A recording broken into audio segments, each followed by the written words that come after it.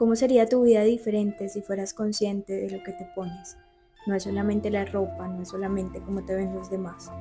Es el hecho de verte al espejo y que te guste lo que ves. El hecho de que esa ropa que te estás poniendo te quede cómoda, se sienta bien. Y es también el entender que lo haces por y para ti. Que te quieres ver bien contigo, que quieres subir tu autoestima, que ese autocuidado está mucho más fuerte. Cuando entiendes el poder de arreglarte con conciencia, entiendes el poder de amarte, de cuidarte, de protegerte y de dar lo mejor para ti.